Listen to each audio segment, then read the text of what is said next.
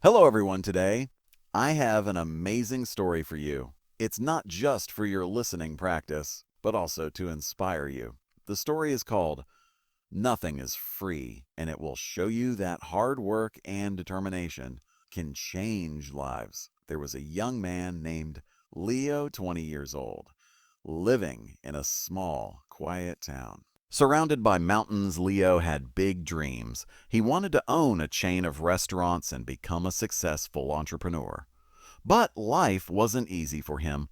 Leo's family was struggling financially. His father, Mark, was a mechanic, and his mother, Claire, cleaned houses to make ends meet. Leo's younger Sophie was just 10 and looked up to him as her hero. One cold evening, Leo sat outside his small house, staring at the stars. He whispered to himself, I want to give my family a better life. But how do I start when we barely have enough to survive the next day? Leo shared his dreams with his father, Mark, sighed and said, Leo, dreams are not free. If you want something, you have to fight for it. Start with what you have. Even if it's small, Leo thought deeply about his father's words. Then an idea struck him. He noticed that in his town, people loved fresh bread, but had to travel to a bakery far away. He decided to start selling fresh bread locally, but there was a problem. Leo had no money to buy the bread. He decided to take a chance and approach the bakery's owner, Mr. Anderson. Leo walked miles to meet Mr. Anderson, a grumpy old man who rarely trusted anyone with confidence. Leo said, Mr. Anderson, I want to sell your bread in my town, but I don't have money to buy it up front. Can you trust me for 1 week? I will sell the bread, return your money, and keep a small profit. Mr. Anderson raised an eyebrow. And why should I trust you, young man? He asked. Leo replied firmly, because I am determined, and I will work hard to prove myself. After a long pause, Mr. Anderson said, All right, I'll give you bread for 1 week. If you fail to pay me back, don't bother coming here again. Leo was thrilled early. The next morning, he carried the bread back to his town and set up a small stand near the park.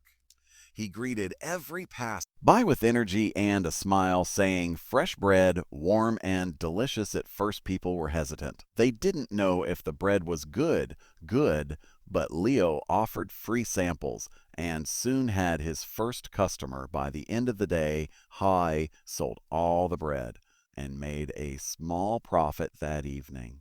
He returned to Mr. Anderson and paid him back. The old man nodded and said, You kept your word. Come back tomorrow. From then on, Leo worked tirelessly.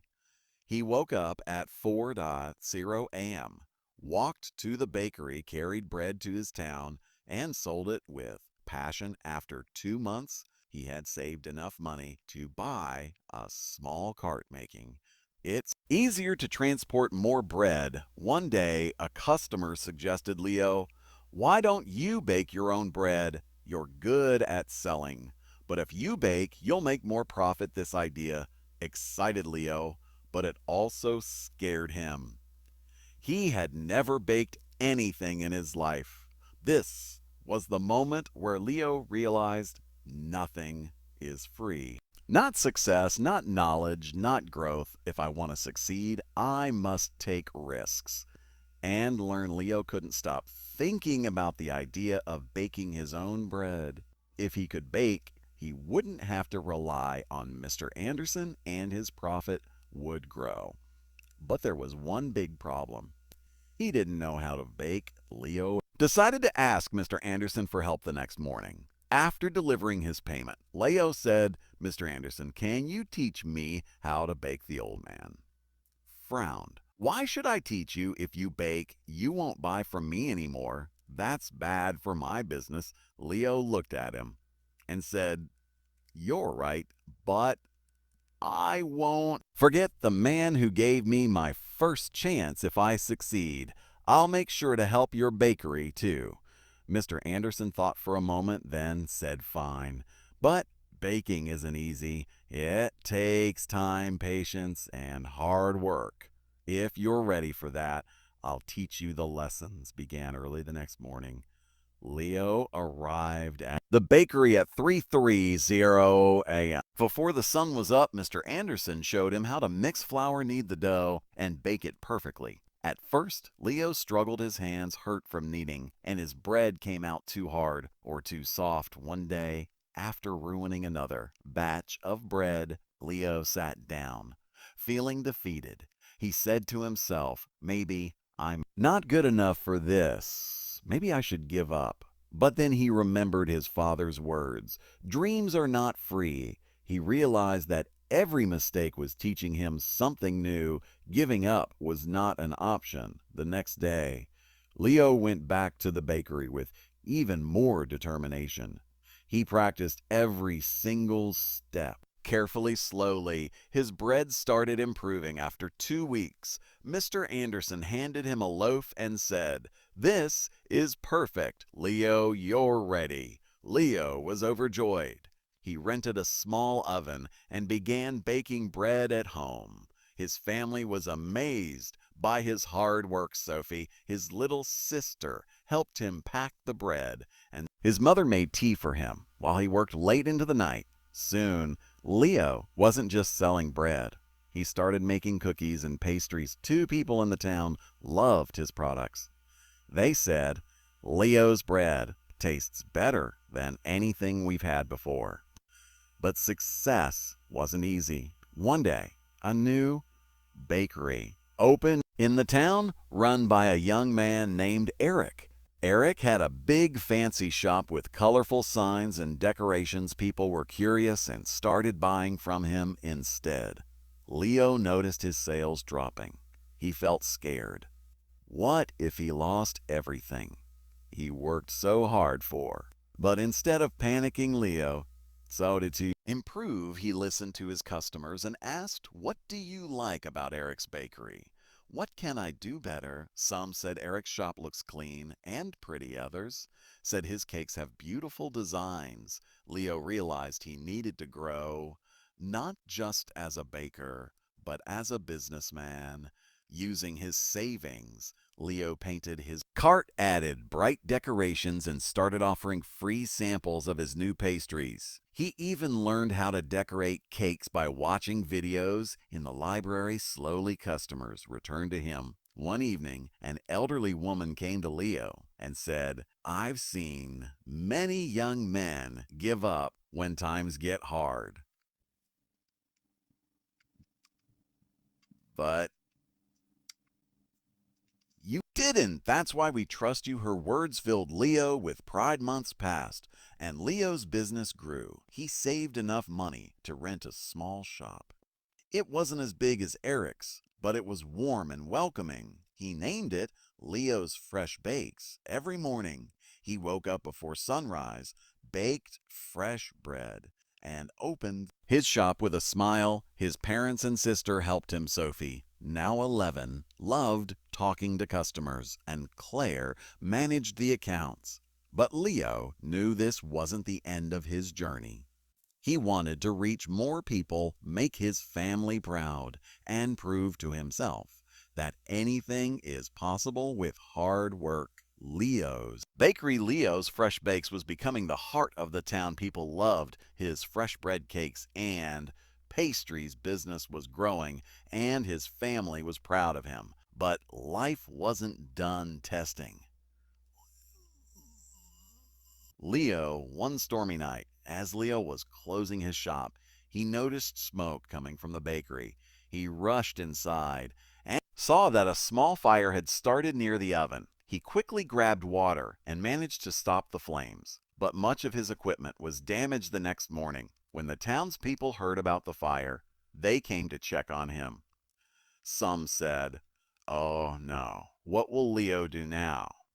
Others whispered, "Maybe this is the end for him." Leo felt heartbroken, but not defeated. He stood outside his bakery and said, "This is just a challenge. I've faced struggles before, And I will face this too. I won't give up. He took a deep breath and began making a plan. He calculated how much money he had saved and realized it wasn't enough. To replace all the equipment for a moment, fear crept in. But Leo remembered his journey, how he started with nothing but a dream and hard work. Instead of sitting and worrying, Leo asked for help. He approached Mr. Anderson, who had retired, and said, "Sir, I need advice." "What? What'd you do if you were me, Mr. Ahason smiled and said, "Leo, you already know the answer. You've taught yourself that. Nothing is free. Work harder, believe in yourself, and people will believe in you too." Inspired, Leo decided to rebuild. He didn't wait for someone to rescue him. He started baking at home again with the little equipment he had left. He told his customers, "I won't let you down. I'll keep serving you, even if it's just a small amount." For now, the townspeople admired his courage. Many of them started helping him. Some donated ingredients, others gave small amounts of money, and a few offered their time to help him clean and repair the bakery. Leo realized something important: when you work hard and never give up, people notice they want to help someone who helps themselves. After months of hard work, Leo reopened his bakery. It was better than ever. He painted the walls, added new decorations, and even introduced new items like cupcakes and muffins. His customers were overjoyed. On the day of the grand reopening, the town's mayor came and said, "Leo, you are a true inspiration. You've shown us all that with determination, anything is possible." Leo stood in front of the crowd and said, "I want to thank each one of you. You've taught me that nothing in life is free, not success, not respect, not love. Everything must be earned with hard work, patience, and persistence. Never let failure stop you. Every challenge is just a step to something greater." From that day, Leo's Bakery didn't just sell bread, it became a symbol of hope. People from other towns started visiting to meet the young man who never gave up. Leo's story teaches us that dreams are not free. They require hard work and sacrifice. Too, failure is not the end. It's a chance to learn and grow stronger. 3. Help yourself. First, when people see your effort, they will support you. 4. Never give up.